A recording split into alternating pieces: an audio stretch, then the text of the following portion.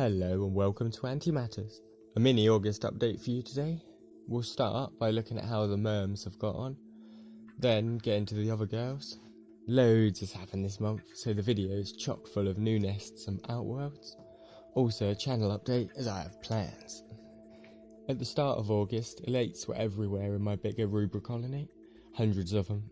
The drones, they started to harass the workers.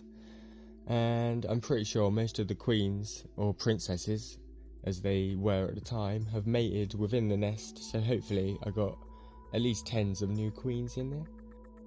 A couple of my fish were also killed by the frog inside of the fish tank, and Circle of Life, I gave it to the big tank, and they ate every single bit of it except for the spine. I've been talking about it for months now, but I finally gave the big girls a new tank. I put the old tank inside of the new one because it was a really nice big tank, and over a few days I slowly moved the rocks into the new nest before finally chucking all the mud in as well, gently.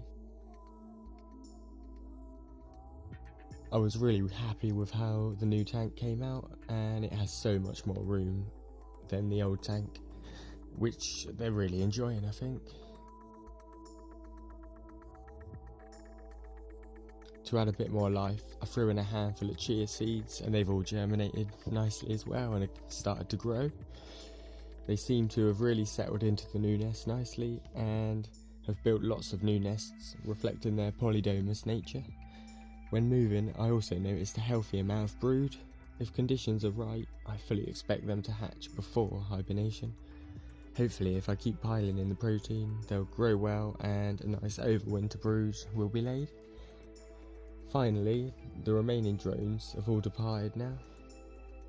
Good riddance, I think, for the workers because they were getting quite annoyed. And here's how the new tank looks. I added a few decorations, as you can see, and I might add some more.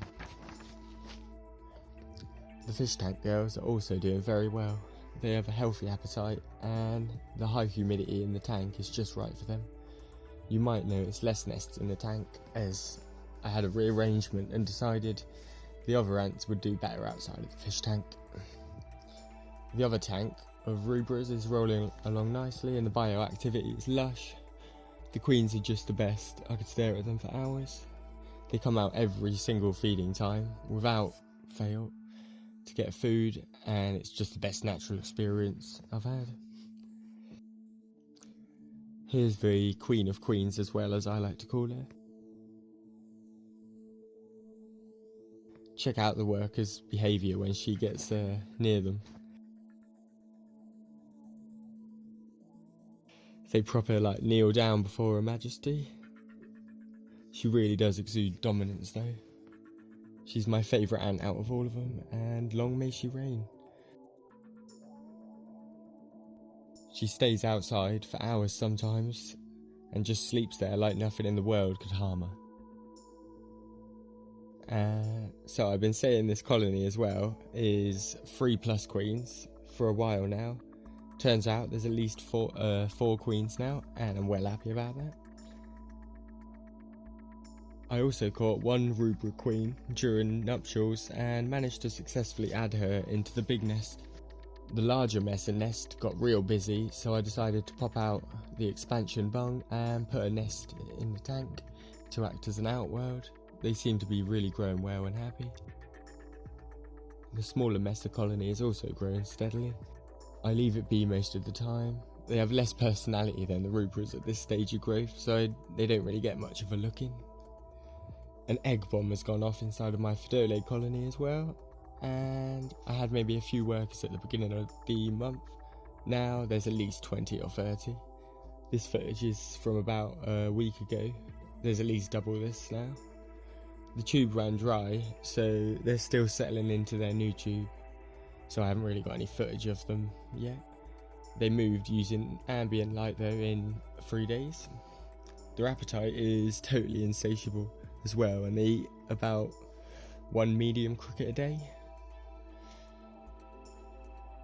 I'm not sure what nest I'll hibernate these in, but I better get it sorted soon and move them in because I get a feeling they're going to outgrow this setup before winter. The Lasius Niger test tube is also running dry, so I've placed them into a Wakushi Venus nest inside of a big tube. They got 2 more tubes to move into now, but they're notorious for being super slow movers. Apart from that, they've got a lot of pupae and cocoons ready to hatch. Not much has happened with the flavs, but they seem happy, so I'm happy. Sorry the video is a bit brief today, but I've decided to get a new camera ASAP, as most of my footage this month was pretty junk quality. So expect proper good quality AMP videos soon. Thanks for watching, you're all fab.